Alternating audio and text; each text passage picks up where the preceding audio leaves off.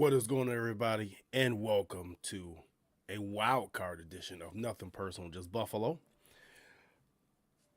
So happy that the Buffalo Bills could advance today, thrashing the Denver Broncos 31-7. Utterly dominance in the second half of a football game. As good of a second half as you'll see from a football team. And we got McColl's in the building with me, James Mallory, his way to call him the NFL pedigree. A game that we both thought uh, would end the way it did, and actually in big blowout fashion. James, Bills going to the divisional round. Big win for the team today. Big win for the team today. Obviously, the season continues. We're going to talk a little bit about Sean McDermott. We're going to talk about Josh Allen's obviously performance, 20 of 26 today, 272 yards, 2 touchdowns. James Cook, a guy that we talked about just Thursday night about what type of impact he needed to have on his game. That impact was felt, and we're gonna talk about a little bit of the receiving core again, and then we obviously we're gonna talk about that dominant Bills defense today. So James, coming to you, man. Big win for the team today. Heading to the divisional round of the playoffs. How many years in a row is this the divisional round now? Well, not actually, I think it's 5 in a row, right? Okay. Is it 5 in a row we won? 4 in a row? Five, I believe it's Yeah. 5 in a row. Won Yeah. five divisional games in a row. Oh. I was excited about this one. Actually, the commentators and people started to tick me off. Even some fans. As I'm looking on social media and saying they're worried about the game. I mean, first of all, any playoff game could go any type of way. I don't know why it was this game they were just panicking like we can lose. We could have, but it's the way they're panicking really pissed me off, to be honest with you. Sure. You got to have some faith in this team. I mean, this team won 13 games this year. This team was resilient. This team answered the bell more often than not, right? Um, so for people to just lack faith, and then you look at the commentators, they're gonna do what they do, right? For them to just pick like the Bills, like just wouldn't cover the spread, right? Like Cam Newton, I don't know if he just got something against the Bills or whatever. That dude just, I Yeah. think it feels kind of personal to me. At times, you get that same vibe. Yeah. I don't think it's the Bills though. I think it's Josh Allen.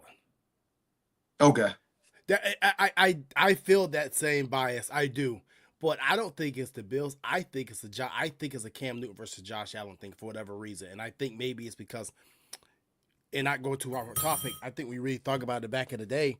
Josh Allen was always compared to Cam Newton. yeah, 100%. And Was I think McDermott this there? McDermott there with Cam? He was, right? he was he was coordinator. Yeah. He was. Yeah, because it feels personal sometimes. Like it's always a reason why. Like, dude, when you gonna get this team props? They won 13 games. They representing. You know what I'm saying? Right. Like, Right. there's always some shit with that dude. You know what I'm saying? I'm a Exactly. Cam Newton fan. But there's always something with him, and I don't know what it is, but it's starting to feel personal. Um, so, but in regards to today, I'm happy that we went there, took care of business by double digits, nothing even Yeah. close, right? Um, the game was at the beginning. They punched first. The Bills answered, right? Um, that goes to show Sean Payton is a great offensive mind. First series for each team is always scripted, right? That Right. was a scripted series. He did a great job of scripting that series. But it showed Bobby Babbage he did a better job of adjustments Second and not half. allowing nothing else after that. Like that Nothing. speaks volumes for the him as a DC because you're not talking about some bombs here, right? Denver do have some weapons on the other side of the ball. They have a great Yeah. offensive mind over there. So for him to do that against Sean Payton speaks volumes of the defensive mind he is and his potential. Not in the future. I'm talking about the right now potential, right? The potential to come out and do Mm-hmm. some great things against the Ravens. So I'm excited from what I've seen today, top to bottom. Once again, what was it? 31 unanswered points, JT? 21. It was Wait, 21. wait, no, Okay. no, no, no, no, no, no. You're right. 31. They scored first. 31 unanswered points. Yeah, yeah, Yeah. yeah. So 31 unanswered points, man, and I'm really You know, excited. before we get too far, I actually want to give we do like to give a round of applause sometimes. I want to give a round of applause to the Denver Broncos. Very young team.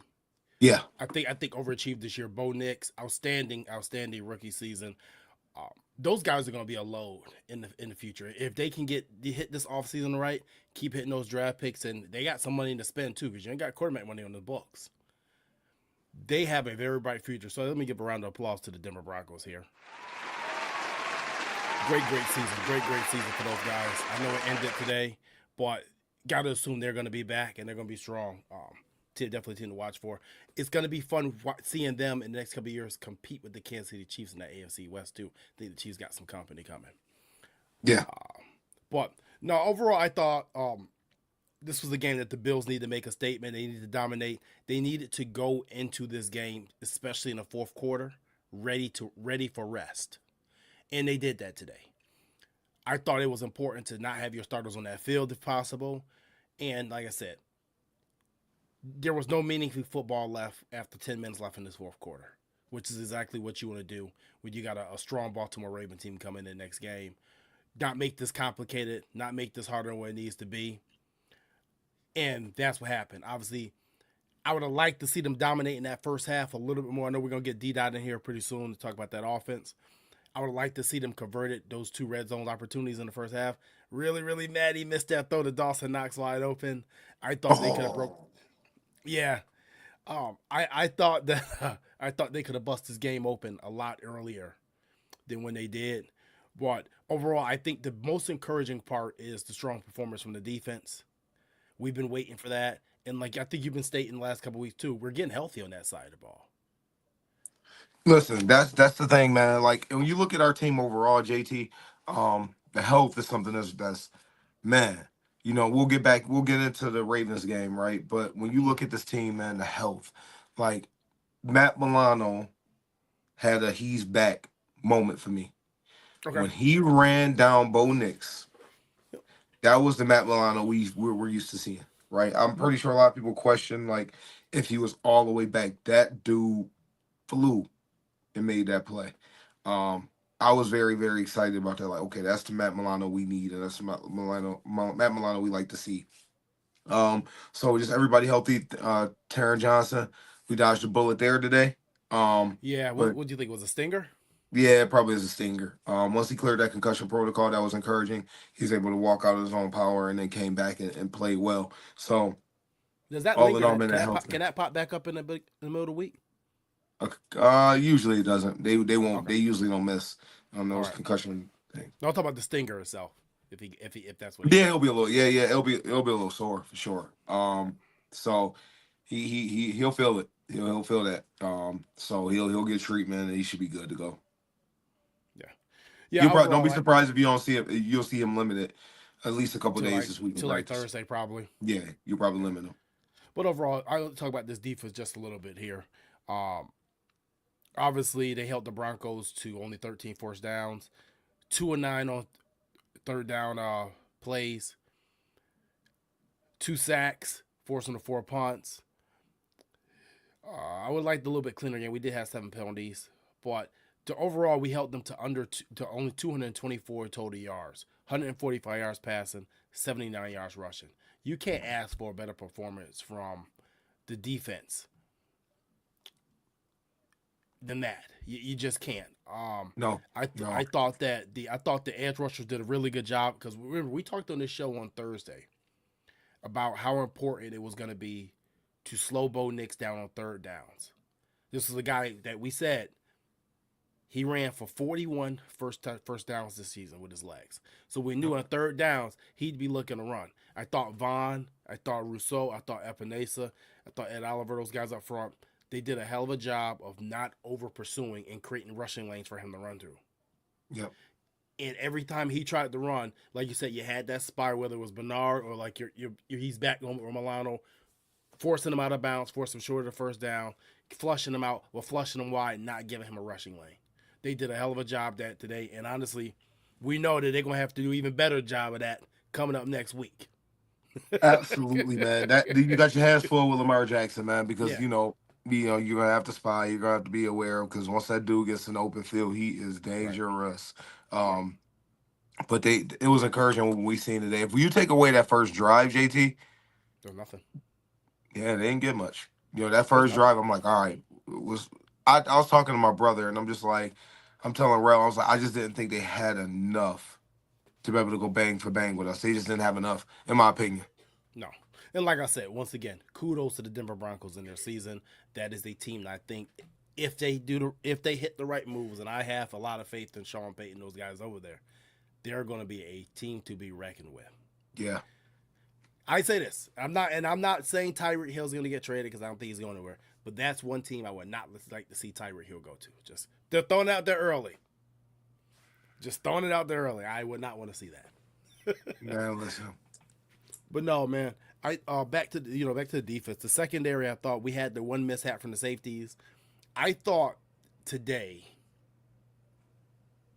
was probably one of the best safety games I've seen from the Hamlin Rap tandem. I agree. This is the best I've seen DeMar Hamlin play. He was flat footed on one play. Other than that, man, listen, I've been a little rough on him. Rightfully This is so. the best game I've seen him play. This is the best No, game I've seen him play. now, mind you, I still would like to see, and I'm going to say it for the record, I still like to see a new safety tandem in Buffalo next year. But Yep. I'll stick to my guns with this. We can get it done this season with this tandem, but we do have to be careful. That first play was very indicative of how quickly bleep can happen with these two Yes. guys back there. And if someone gets behind them, they ain't catching up. All No, they gonna because be reading is the all they gonna be reading is the name right here. That's what they gonna be yep. seeing. No, definitely. As we talk about that safety tandem, I think they're doing a great job. I think they're good enough for us to win the Super Bowl. Let's say that, Yeah. right? But what we were looking for, um, I would like to see Taylor Rapp go back to that third safety role last year. He played last season. I would like for them to maybe draft someone. Maybe even if you bring them along slowly, they like to do that. I'm cool with that. And then whoever you draft got to be a dude free safety, Free and that safety dude, has to be a free.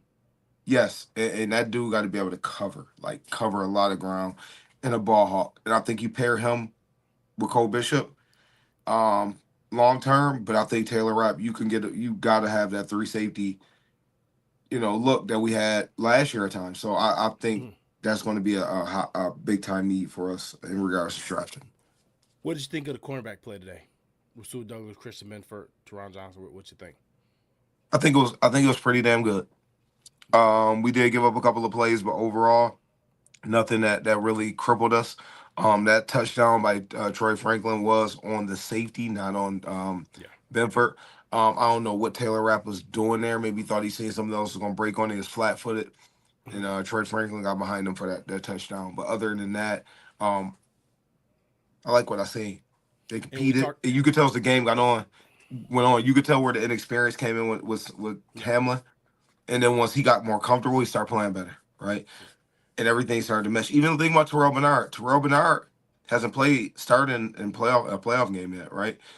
No, So no, he hasn't. he's even yeah, he's even young with it. No, He hasn't. He was hurt last year. was he?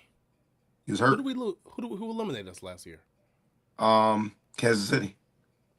AJ Klein. When did Bernard get hurt? Did he get hurt? Did he get hurt in the I first believe game? Or he's did he get into hurt? the season. He didn't get hurt during the playoff game. Oh, okay. Yeah, you're right. If I'm All right. Yeah, I'm pretty sure The it last was the season last was it? end of the season. If we look it up, if you peek at that, Oh, I think wait. this Not is not Blakely. Travis he got him. did start. Okay, He still okay. got him I was wrong. I because stand corrected. I thought he got his cleat stuck in the ground and it twisted his ankle. If I thought Why I did I remember think that was correctly. in the last game?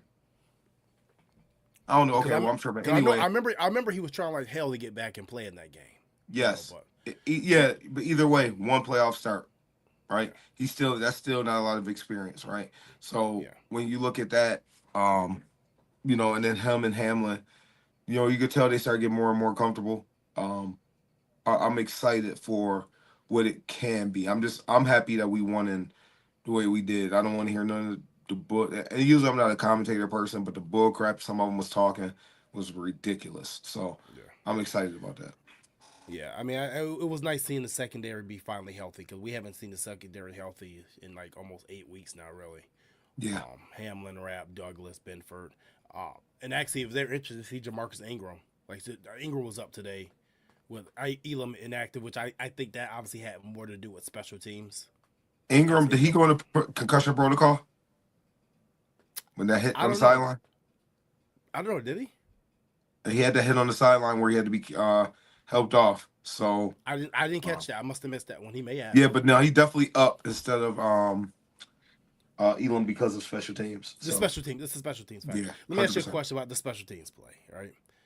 Obviously, we know special teams has been a sore thumb all year. Personally, like I said, not the my thing with it is it's not the best unit. It's not the worst unit. It's the middle of the road. But you don't want to have hiccups this time of year. Obviously, the Broncos ran. Yeah, Cam Lewis. Tony got us. It was Cam Lewis who went to the sideline with the hit on the head.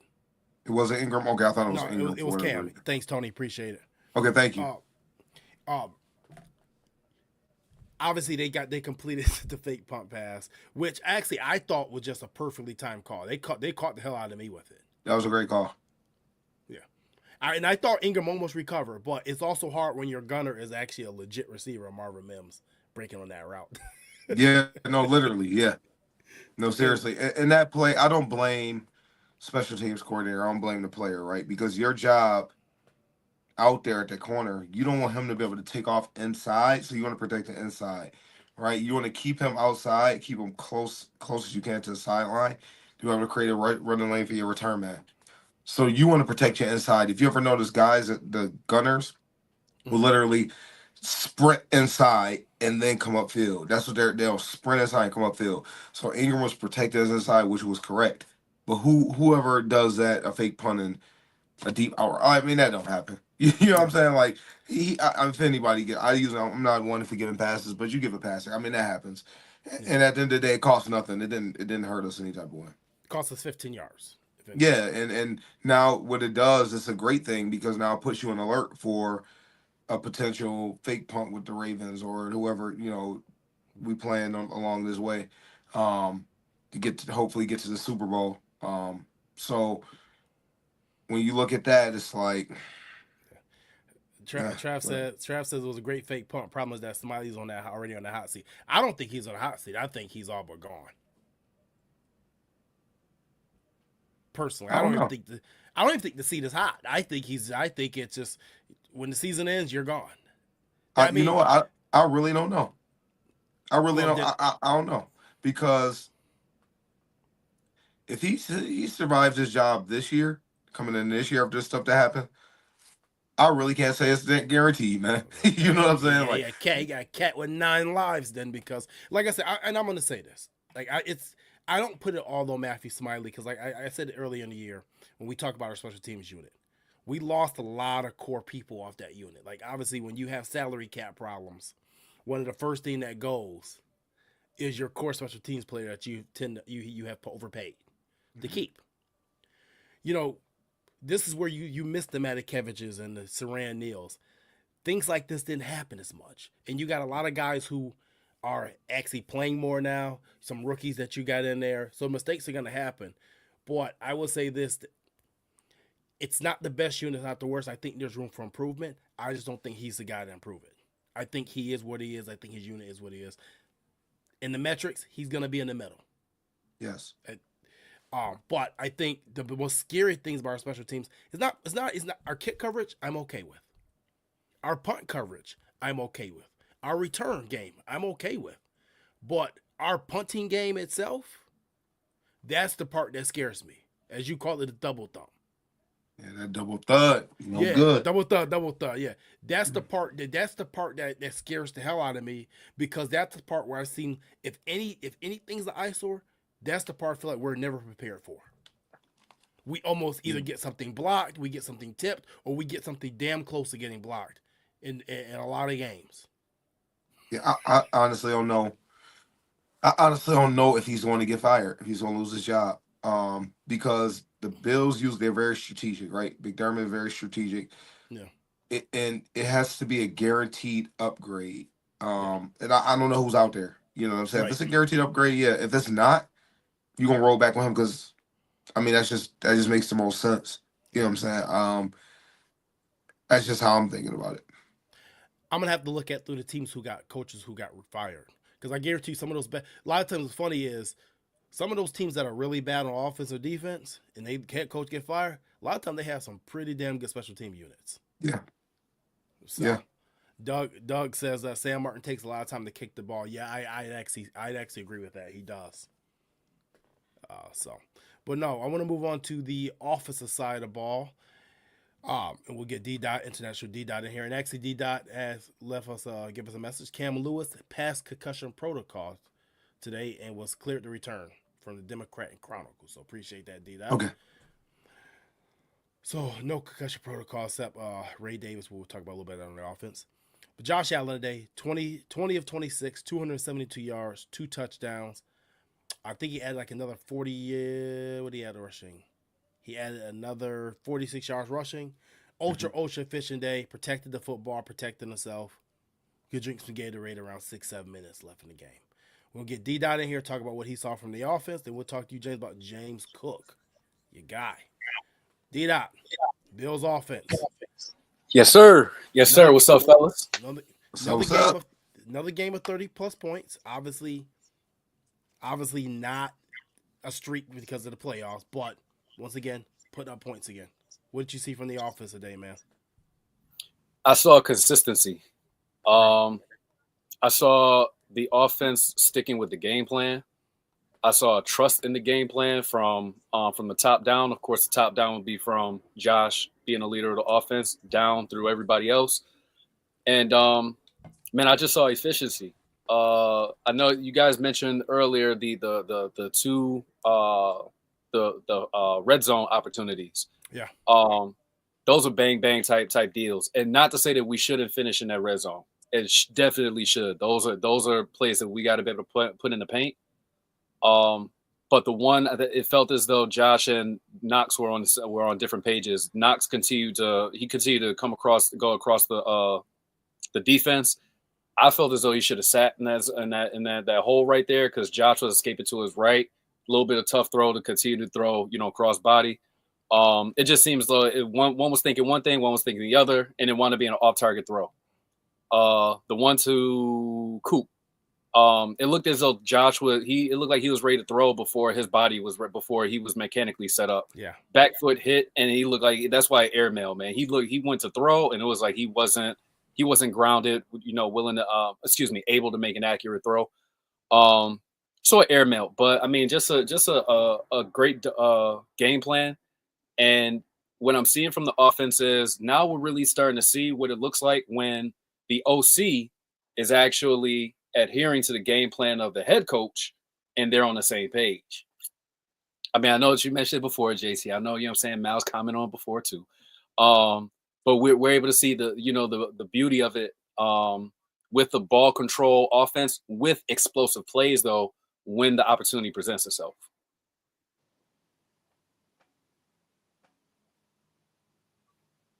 You muted, JT. Oh, my fault. Okay. The balance. And James, I'll let you start with D Dot, and then I'm gonna come to you, James, about James Cook. This is probably the first playoff game that I've seen that we really went in there in the last couple of years, and this was it was just complete balance. Obviously, If you look at the numbers today, as a team, we put up 471 total yards, 261 in the air, 216 on the ground. 210 on the ground, 8 of 15. I felt like we got into a lot of short third and thirds, third and twos, third and threes, which is where you want to be with Josh Allen. That's almost unstoppable at that point in time with as many weapons. What did you see from the play calling as far as balance and Joe Brady today? Yeah, so I saw it seemed as though it struck me as an offense in a game plan where it was take what the defenses give you. Don't try to force a square peg to a round hole. There were a few times where you even saw some play action and Josh, he clutch, and was like, oh no, I'm gonna check this down. That tells you, that either A, your guys aren't getting open downfield, or B, the secondary is doing their job with being able to, blanket the offense, cap the offense. We've seen our guys get open. So I don't think it's an issue of, the receivers not being able to get open. It was them being efficient on the back end. I felt as though their game plan was to stop the explosive play, let our front four guys do their work, and then we rally and we tackle. That's what it seemed like. And And Joe Brady, you could see he had a couple shot calls, shots called, right? Play called, play shots, shot plays called. Shot Excuse plays, me. yep. Yeah, shot plays called. And but you can see Josh has checked it down. They want to play that type of game. Okay, cool. You're gonna keep a light box. Okay, cool. Let James cook. And I think that's what we saw. We saw what can manifest from that. And it was dope, the balance, and even with them keeping them off balance though. There's a couple play action and see if they're gonna react. Oh, you don't want to? Okay, cool. Let's get this ground game going. One more question off of that, really quick. How much did you see a difference of Amari Cooper playing into being able to do that? Even though, like I said, obviously it wasn't high numbers for him again today. Only I think he had three or four targets, but 2 catches of 8 yards. How much is having him making teams keep that light box? It's paramount, man. Because you can see the Bills had brought him with a reduced split into the slot, and when you got a guy that's reduced split into the slot, you're either going to have to bring your number one guy in, all right, to follow him, or you're going to have your nickel, and also a safety bracket that guy. You got your nickel, or you even have a linebacker that wants to bracket him or whatever with over the top help. They're not going to have a linebacker on them. I'm going to tell you this right now. But even if they do, because of whatever personnel that they have, right, you're going to have a guy that's going to be removing himself from that box right there, that 8. You know what I mean? That 8 in the box right there. He's going to be vacating that spot. He vacates, all right. Or even if he doesn't, come downhill to try to fit the run, man, that's nothing but a natural seam. And you can see those seams that James Cook was able to see. That he was able to out leverage the defense. And like I said, the Broncos, they were even at a point where they had to start bringing a 5-man front, right? At first it was 4, then they started having to bring a 5 because the offense wound up having them off balance. And even when they started doing that, man, the Bills were still gashing them. So it's paramount having a guy like that they have to pay attention to, that you're going to have to, stay on top of in whatever route that he's running. And, that naturally lightens the box right there too. All right, Mal, coming to you. James Cook is a guy we talked about last week, or Yes. not even last week, just a couple days ago, about what type of impact he needed to have. You said specifically he needed to have 20 carries. Yes. James Cook 20 had touches. 20 touches. At Today least, he had at least 20 touches, at least 15 carries. He had 23 carries today. He had no catches, but he had 23 carries. He had over your 20 touch mark. Yeah. I think that's very important because he has big playability, right? He could take 160, 70 yards. Like people don't understand, like 7, 8 yard runs, anything 7 yards or more, to a defense is what we call backbreakers, right? When I was playing, that's what we say. A 7 yard runs are backbreakers to a defense because you come out there, you can run, you get a 7 yard gain at any point in time. That puts the defense in a messed up position. If you come out there in the 2nd and 3 and you ran the ball, you impose your will, and you ran the ball, it's a lot different than if you threw a curl route, out route, or whatever in this is second and 3. It looks a lot different. It feels a lot different to the defense, right? It's very deflating when somebody just really coming, punch you in the mouth and force their will and get that the 7 yards on you. So the next play, you're gonna really buckle up. You could do anything you want if it's 2nd and 3, right? So I think that's what you got to put the defense in those type of positions, right? Where it's like, damn, they just really putting the foot up our behinds. You know what I'm saying? So I think that's very, very important along this playoff run, and not just rely on Josh Allen's shoulder to win you games. We don't want him throwing 40, 50 times when you got. It'd be different if we didn't have the weapons we had in the backfield. Like you talking Ty Johnson, you talking obviously James Cook. Those are guys who are productive. If you got guys that's productive like that, let them help you, right? So if you can get those guys to get between those two, and hopefully Ray Davis is okay. If you can get 30 carries between those 3, I mean, that helps out a lot because they're going to be productive.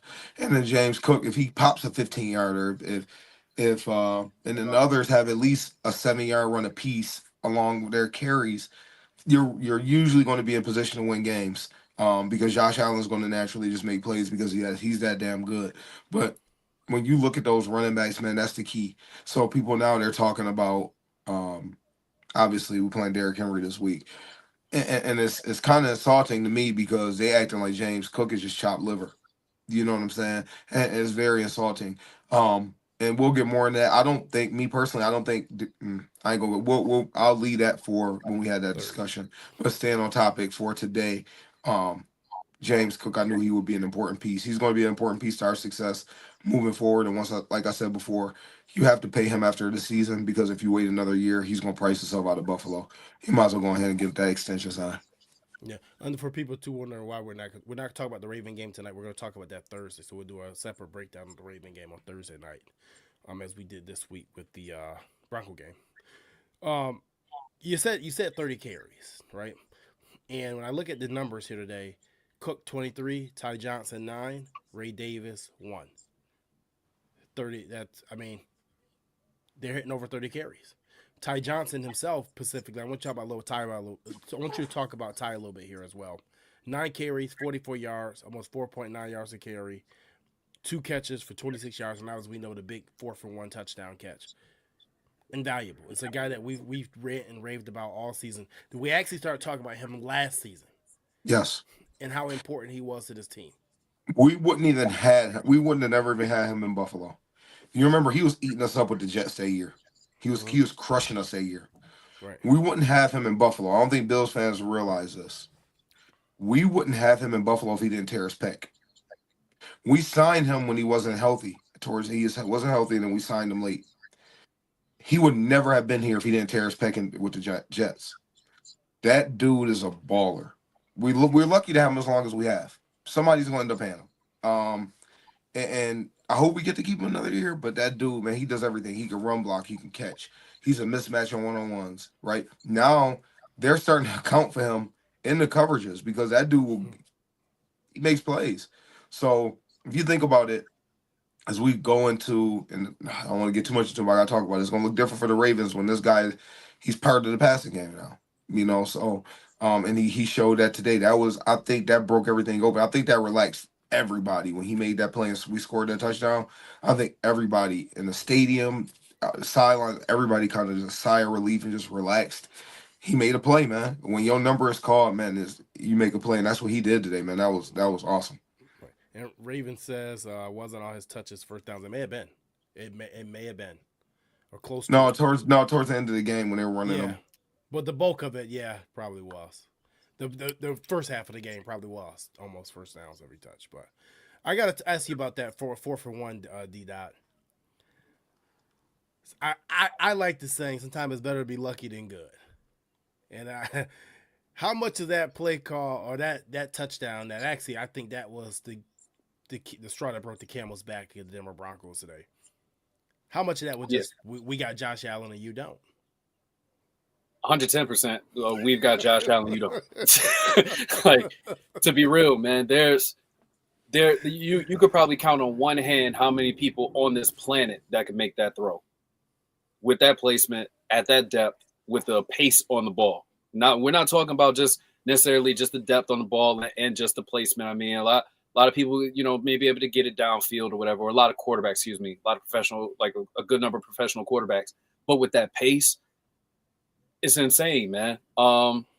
It's insane, and what we're seeing, and I think what people need to have an appreciation for is we're watching the maturation of Josh Allen. You could see here that, and even on that 4th-and-1 play, man, where it's escape, pocket maneuver, pocket maneuverability, escape, feel. Okay, let the ball go. Only my guy can get there. That ball. Only he could get there, man. And even if the safety, I think that was a safety. I forgot what player. Even if the safety was able to try to close on that football, man, it's in the dirt. It's in the turf. Yeah. People can't get it. Yeah, like I think people see, especially from the TV view, from the view that we see from the sideline, man. It's like we see it and it's just like, oh my God, that was a heck of a throw. Well, yo, man, you try to get on the football field and you try to make that throw. You know what I'm saying? Like us as normal people, man, it's insane, and we're seeing something very, very special, man. And that 4th-and-1 was just, to be real with you, was just an example of how we're seeing Josh mature, how he's still able to stay poised and take what the defense gives him. And the one play I'll tag to that is that one where he came off that corner route. He was about to throw that corner route. The cornerback for the Broncos, he bailed, man. He bailed, and he was in shoot mode. He bailed, and I think Josh could have gotten there with his arm, but he wound up checking it down for plus play. That's maturation right there. Taking care of the football, not forcing anything. And it was beautiful, man. For real. That's a play that we've seen him get picked off multiple times. That's what you mean by maturation is. Oh, I remember I got picked off by this multiple times. I'm not gonna throw this ball right now. James, coming to you, how encouraging is it to you to see both tight ends getting involved in the game now? Obviously, not a huge game, but impactful. Dawson Knox 2 catches for 38 yards. Dalton Kincaid 3 catches for 47 yards. And then we'll talk about Curtis Samuel a little bit before we get off air. Dude, Dawson Knox, we got to give him his props. He's came through when Kincaid was injured. He came up big for us. And not even just receiving. That dude is like a damn tackle when he blocks. That dude is really, really good in the running game. That he's part of the reason why our running game is so successful. So he went from a guy where I thought he was a guaranteed cut. You can't let him go. I don't think you can let him go. Right. And I love when his numbers called, he's making plays. He's a great teammate. It's hard to have a guy, even though it's not ideal. You got him making $12 million, right? But a lot of guys will start saying, oh, they want the ball, they become bad teammates, almost like an A.J. Brown. Hate to say that. But this dude just does whatever he's asked. He plays hard. He jacks people up. And then when those plays, and those are huge plays. We call those them hitting plays, where the average fan will be like, oh, nice little catch.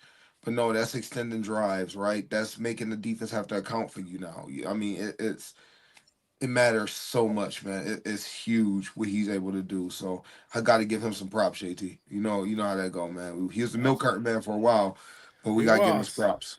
Yeah, man. I mean, he went from milk carton man to drinking the milk, man. He's strong now. He's strong. He put an effort. We'll give him I'll give him his first round of applause of the season for Dawson. Respect due. All right, respect due. Very big on respect. And I have to give respect due too. Obviously, Curtis Samuel's on that milk carton. Although I never actually officially put him on the milk carton. But Dawson was on there. But he was on that milk carton for a while. And you guys both said at some point in time, Curtis Samuel's going to come through and make I told you, JT. I hate to say I told you, so I will say I told you. No, I like he was signed for this is what he was signed for. This is what he was signed for. I said it. This type of dude is what we needed in the playoffs. You get what I'm saying? Like, this is the type of talent we needed. Somebody call upon. That dude I don't know if any other receiver on our roster would have made that play. Being able to reverse field, make somebody miss and get into the paint. I don't think anybody else kind of would have cut up field, lower their pass, get as many yards as they can. That dude, when it gets to Green, and made the big play. That's why he's here. He's here for those type of moments in the playoffs. And now the Ravens going to go into oh shit mode. You got to count him. He wasn't healthy for the Raven game, right? I don't believe so. He wasn't healthy for most of the season. He was for the first half. He wasn't. Mm-hmm. What are you seeing, D-Dot? Is Curtis Samuel finally involved in the offense where obviously they're making it a point to, okay, we're gonna at least get this guy. How many touches you think? Maybe 4 to 5 a game? Yeah, I would say like 4 to 5. I think max would be about 7 max in a game. Then that depends on what type of game we have. If it's a game where Josh got to throw it around the yard, he's gonna, you know what I mean, see that max amount. But Samuel is like how we mentioned before, man. Samuel was more so on like an NBA type schedule. You know what I mean? Not playing back to backs and everything like that, man. Yeah, he's out this game, man. But I feel as though it was so that they could. I feel as though the Bills saw it as a double positive. You're able to get Keon Coleman up to speed. You're able to get him his touches during the season, even though they're a different type of player. You know what I'm saying, in different positions, but you're able to get him his touches, all right, his experience. When they brought on Amari Cooper, I felt as though the Bills were like, okay, we could definitely play this pitch count type deal. Shakira even, being healthy throughout the year. So, and that's the only other guy on the roster that I see that was going to be able to possibly make that play that Curtis Samuel made is Shakir. Only other guy. You know what I'm saying? We don't have nobody. I agree 110% with James. We have nobody else in that roster that would have been able to do that. But the way he flipped his hips, man, and got a field, and then you saw that juice. Man, listen, that was what we've been looking for, and I think the Bills played it perfectly for this point in the season to start peaking. To be honest with you, there's not a lot of players in the league that can make that play. To be honest with you, when you look at this Bills offense, right? And while you are talking, I'm just looking at this and I'm counting. You have a legitimate 8 players who can make an impact play at any point in time. Yes. James Cook, Ty Johnson, Curtis Samuel, Khalil Shakir, Dalton Kincaid, Dawson Knox, Keon Coleman, and Amari Cooper. And I didn't even include Matt Collins in that, which obviously he's made some key plays for us. But just think about those guys. You have a legitimate 8 people who can make an impact play at any time. I don't know when the last time you could say that besides probably maybe the Drew Bledsoe Bills. Maybe, and I have to go back and really count. But obviously, we're talking about going back to Jim Kelly Bills in the early '90s, and I'm not comparing this team. I don't want to get into all that. I don't want to get into the nostalgia comparison. I hate it. But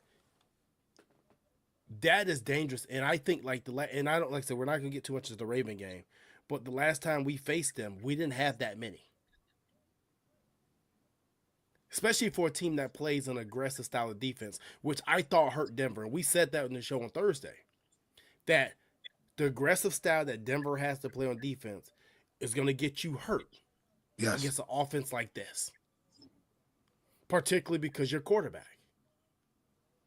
You can't account for plays that extend 6 to 7 seconds or 8 seconds. You can't be that aggressive. So I would say, for this team being ready for playoff football, I think that's the biggest thing right there is just having that many weapons at your disposal. And at least having 3 guys out of those weapons that could take it to the crib anytime. Yeah. And just kind of, I hate jumping ahead, but I'm telling y'all now, our viewers, y'all not going to miss the show on Thursday. Just trust and believe me. We're going to dive into this matchup. It's going to be a very, very good show. But just think about this. Tre'Davious White on Armani Cooper. Come on, JT. Come on, D-Dot. Is he starting? He's still starting. Like he's been out there, so I know he plays. Come on, man. Yeah. And we love him. You know what I'm saying? But awesome. I just think as I think ahead a little bit, I think about that and just having Armani Cooper out there. I mean, dude, Surtain had to give him a lot of attention. He did. He did. I mean, because dude to get at you. So that matters. So I don't think people realize how important it is. So and Stevie Franchise asks, is Matt Howell's one of our main gunners? Today he was. I think that the receiving core is fully healthy. This is where he's supposed to be the whole season. Yep. But that's where he's supposed to be, yeah. But and he's one of the league's best, if not the league's best gunner. The problem is obviously with the injury to the receiving core, he had to be put in the number 3 wide receiver duty for most of the season, which it's a good problem to have. But no, man. Any final thoughts here before we sign off about this Bills Denver game? I'll start with you, D-Dot. Yeah, man. The one thing I just want to speak on real quick is I think we just have to have an appreciation for Khalil Shakir, and not even necessarily just as a skill set. Yo, this guy's contact balance is some of the best in the league. He is up there with Alvin Kamara, man. And Alvin Kamara is up there here with me as far as contact balance. Because that dude, you hit him, he pinballs everywhere. He's still able to make a play, or at least he was in his prime. Yeah. Khalil Shakir, man, that one screen where he spun off a dude hit him, and then he still got 8, 9 yards or something like that. That's a special play, man. And those are plays where it could be those backbreakers like James talked about. That's a backbreaker type of deal. You got 3 guys there at the point of attack. You're still not able to get this guy. He's still able to make a plus play. That he's a baller, man, just a baller. So I think the composition of this team now with us seeing that, how you mentioned JT, the wide receiving core being healthy now.